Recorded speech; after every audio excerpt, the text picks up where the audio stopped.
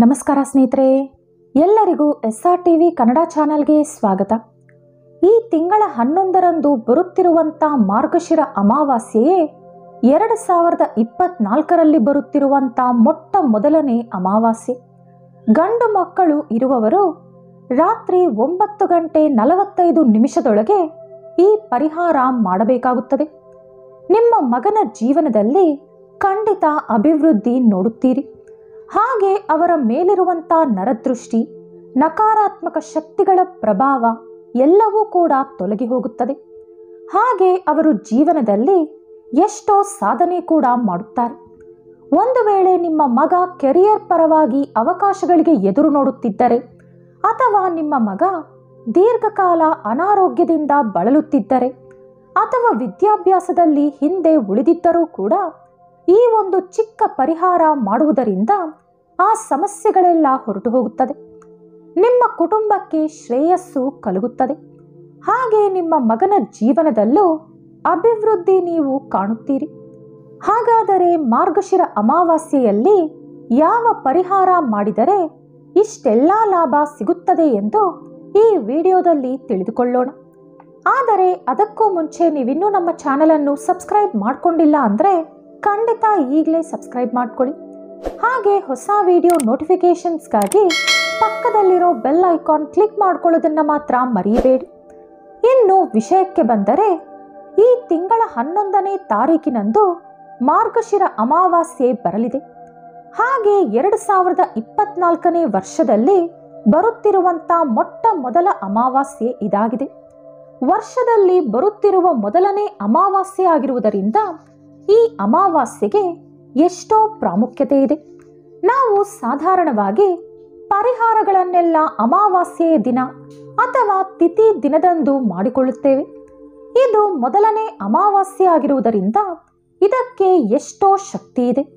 ಮಗ ಇರುವವರು ಈ ಚಿಕ್ಕ ಪರಿಹಾರ ಮಾಡಿದರೆ ಖಂಡಿತ ನಿಮ್ಮ ಮಗನ ಜೀವನದಲ್ಲಿ ಅಭಿವೃದ್ಧಿ ಕಾಣುತ್ತೀರಿ. ಹಾಗೆ ಅವರು ಎಂತಹ ಸಮಸ್ಯೆಗಳಿಂದ ಬಳಲುತ್ತಿದ್ದರೂ ಕೂಡ ಆ ಸಮಸ್ಯೆಗಳಿಂದ ವಿಮುಕ್ತಿ ಪಡೆಯುತ್ತಾರೆ.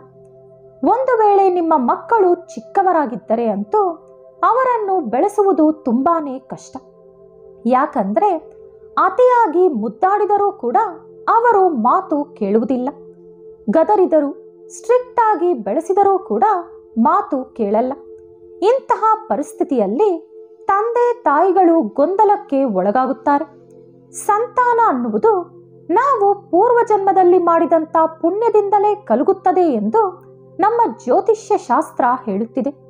ನಾವು ಯಾರಿಗಾದರೂ ಋಣ ಪಟ್ಟಿದ್ದರೆ ಅವರು ಮುಂದಿನ ಜನ್ಮದಲ್ಲಿ ನಮ್ಮ ಮಕ್ಕಳಾಗಿ ಹುಟ್ಟುತ್ತಾರೆ. ಅವರ ಋಣ ನಾವು ತೀರಿಸಿಕೊಳ್ಳುವ ಅವಕಾಶ ನಮಗೆ ಕಲ್ಪಿಸಿ ಕೊಡುತ್ತಾರೆ. ಈ ಕಾರಣದಿಂದಲೇ ನಾವು ಜೀವನದಲ್ಲಿ ನಮ್ಮ ಮಕ್ಕಳ ಪರವಾಗಿ ಜವಾಬ್ದಾರಿಯಿಂದ ನಡೆದುಕೊಳ್ಳುತ್ತಾ ಅವರಿಗೋಸ್ಕರ ನಾವು ಎಷ್ಟೋ ಶ್ರಮ ತೆಗೆದುಕೊಳ್ಳುತ್ತೇವೆ. ಪ್ರತಿಯೊಬ್ಬ ತಂದೆ ತಾಯಿ ಕೂಡ ಅವರ ಮಕ್ಕಳು ಅಭಿವೃದ್ಧಿಯಾಗಬೇಕು ಎಂದು ಹಗಲು ರಾತ್ರಿ ಅನ್ನೋ ಭೇದ ಭಾವ ತೋರದೆ ಕಷ್ಟ ಪಡುತ್ತಲೇ ಇರುತ್ತಾರೆ. ಅದು ಮಕ್ಕಳ ವಿದ್ಯಾಭ್ಯಾಸದ ಕಾರಣದಿಂದ ಆಗಿರಬಹುದು, ಕೆರಿಯರ್ ವಿಷಯಕ್ಕೆ ಆಗಿರಬಹುದು, ಇತರೆ ಯಾವುದೇ ವಿಷಯಕ್ಕೂ ಆಗಿರಬಹುದು. ಮಕ್ಕಳು ಶಿಸ್ತಾಗಿ ಬೆಳೆಯಬೇಕು ಎಂದು ಪ್ರತಿ ತಂದೆ ತಾಯಿ ಚಡಪಡಿಸುತ್ತಲೇ ಇರುತ್ತಾರೆ. ತಂದೆ ತಾಯಿ ಮಕ್ಕಳಿಗಾಗಿ ಎಷ್ಟೋ ರೀತಿಯಾದ ಪೂಜೆ ವ್ರತಗಳು ಮಾಡುತ್ತಾ ಇರುತ್ತಾರೆ. ಕೆಲ ಪರಿಹಾರಗಳು ಫಲ ಕೂಡ ಕೊಡುತ್ತವೆ. ನಿಮ್ಮ ಮಕ್ಕಳು ಅವರ ಜೀವನದಲ್ಲಿ ಎಂತಹ ಸಮಸ್ಯೆಗಳನ್ನು ಎದುರಿಸುತ್ತಿದ್ದರೂ ಸರಿ, ಅಂದರೆ ಚಿಕ್ಕವರಾಗಿದ್ದು ಹಠಮಾರಿತನ ತೋರಿಸುತ್ತಿದ್ದು, ಹೇಳಿದ ಮಾತು ಕೇಳದಿರುವುದು, ಅನಾರೋಗ್ಯ ಸಮಸ್ಯೆ ಆಗಾಗ ಬರುವುದು, ವಿದ್ಯೆಯಲ್ಲಿ ಆಸಕ್ತಿ ತೋರದಿರುವುದು, ಅವರು ಎಷ್ಟೋ ಕಷ್ಟಪಟ್ಟರೂ ಕೂಡ ಫಲ ಮಾತ್ರ ಶೂನ್ಯವಾಗಿರುವುದು, ಇಂತಹ ಸಮಸ್ಯೆಗಳಿಂದ ಬಳಲುತ್ತಿರುವ ಮಗ ಏನಾದರೂ ನಿಮಗಿದ್ದರೆ ಈ ಚಿಕ್ಕ ಪರಿಹಾರವನ್ನು ಮಾಡಿಕೊಳ್ಳಿ. ಹಾಗೆ ನಿಮ್ಮ ಮಕ್ಕಳು ಟೀನೇಜರ್ಸ್ ಅಂದರೆ ಯುವಕರಾಗಿದ್ದು ಹೇಳಿದ ಮಾತು ಕೇಳದೆ ಯಾವಾಗಲೂ ಮೊಬೈಲ್ ನೋಡುತ್ತಾ ಸಮಯ ಹಾಳು ಮಾಡುವುದು, ಇದರ ಬಗ್ಗೆ ನೀವೇನಾದರೂ ಕೊರಗುತ್ತಿದ್ದರೆ, ಅಥವಾ ಅವರ ಕೆರಿಯರ್ ಬಗ್ಗೆ ನೀವೇನಾದರೂ ಪ್ರಯತ್ನಗಳನ್ನು ಮಾಡುತ್ತಾ ಆ ಪ್ರಯತ್ನಗಳು ಯಾವುದೂ ಫಲಿಸದೆ ನೀವು ನಿರಾಸೆಗೆ ಒಳಗಾಗಿದ್ದರೆ ಈ ಚಿಕ್ಕ ಪರಿಹಾರ ಮಾಡಿ ನೋಡಿ. ಯಾಕಂದ್ರೆ ನೆಗೆಟಿವ್ ಎನರ್ಜಿ ನಮ್ಮ ಮನೆಯಲ್ಲಿ ಅಥವಾ ಮೈಯೊಳಗೆ ಇದ್ದಾಗ ಮಾತ್ರವೇ ಇಂತಹ ಸಮಸ್ಯೆಗಳು ನಮ್ಮನ್ನು ಕಾಡುತ್ತಾ ಇರುತ್ತವೆ. ಎಲ್ಲಿ ನೆಗೆಟಿವ್ ಎನರ್ಜಿ ಅಧಿಕವಾಗಿರುತ್ತದೋ ಅಲ್ಲಿ ಪ್ರಶಾಂತತೆ ಇರುವುದಿಲ್ಲ. ಅನಾರೋಗ್ಯ ಸಮಸ್ಯೆಗಳು, ಕಷ್ಟಗಳು, ಬಾಧೆಗಳು, ಇಂತಹ ಪ್ರತಿ ಸಮಸ್ಯೆಗೂ ಕಾರಣ ನೆಗೆಟಿವ್ ಎನರ್ಜಿ. ಹಾಗೆ ನರದೃಷ್ಟಿ, ನಕಾರಾತ್ಮಕ ಶಕ್ತಿಗಳ ಪ್ರಭಾವ, ಹೀಗೆ ನಾವು ಯಾವುದೇ ಹೆಸರಿನಿಂದ ಕರೆದರೂ ಕೂಡ ಇದರ ಕಾರಣದಿಂದ ನಾವು ಎಷ್ಟೋ ರೀತಿಯಾದ ಸಮಸ್ಯೆಗಳನ್ನು ಎದುರಿಸಬೇಕಾಗುತ್ತದೆ.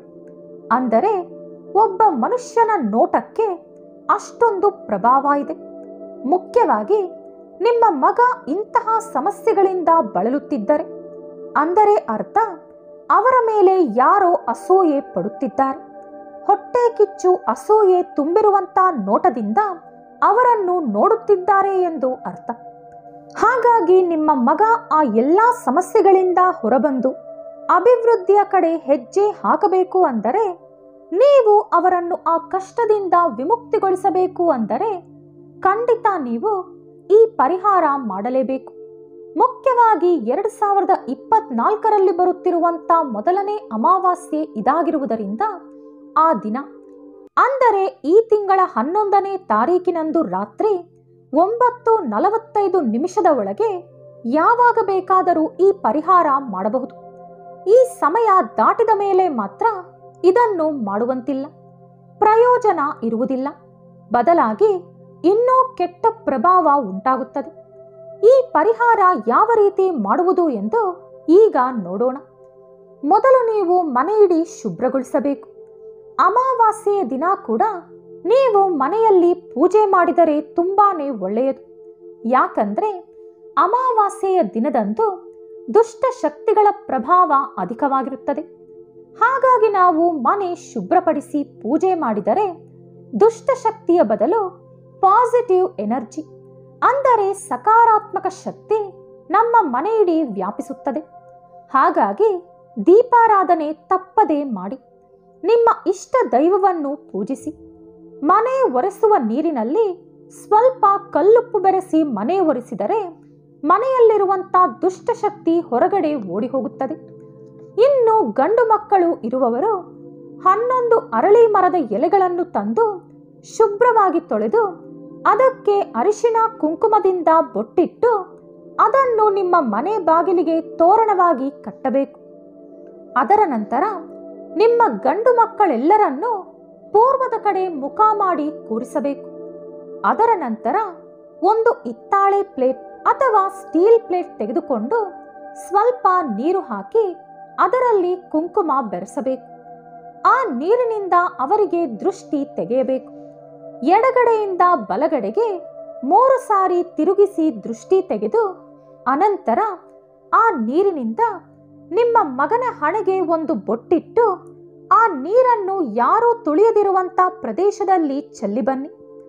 ಅದರ ನಂತರ ನಿಮ್ಮ ಮಕ್ಕಳನ್ನು ಆ ಜಾಗದಿಂದ ಎಬ್ಬಿಸಿ ಕೈಕಾಲು ಶುಭ್ರವಾಗಿ ತೊಳೆದುಕೊಂಡು ಬರುವಂತೆ ಹೇಳಿ. ನೀವು ಆ ನೀರು ಚೆಲ್ಲಿ ಬರುವವರೆಗೂ ನಿಮ್ಮ ಮಕ್ಕಳು ಅಲ್ಲಿಂದ ಮೇಲೇಳಬಾರದು ನೆನಪಿಟ್ಟುಕೊಳ್ಳಿ. ಅವರು ಕೈಕಾಲು ತೊಳೆದುಕೊಂಡು ಬಂದ ನಂತರ ನೀವು ನಿಮ್ಮ ಕೈಯಾರೆ ತಯಾರಿಸಿದಂಥ ಯಾವುದೇ ಒಂದು ಸಿಹಿ ಪದಾರ್ಥವನ್ನು ತಿನ್ನಿಸಬೇಕು. ಈ ರೀತಿ ನೀವು ಮಾಡಿದರೆ ಅವರ ಜೀವನದಲ್ಲಿರುವ ನರದೃಷ್ಟಿ, ನಕಾರಾತ್ಮಕ ಶಕ್ತಿ ಎಲ್ಲವೂ ಹೋಗಿ ಜೀವನದಲ್ಲಿ ಅಭಿವೃದ್ಧಿ ಕಾಣುತ್ತಾರೆ. ಅವರ ಮನಸ್ತತ್ವ ಕೂಡ ಬದಲಾಗುತ್ತದೆ.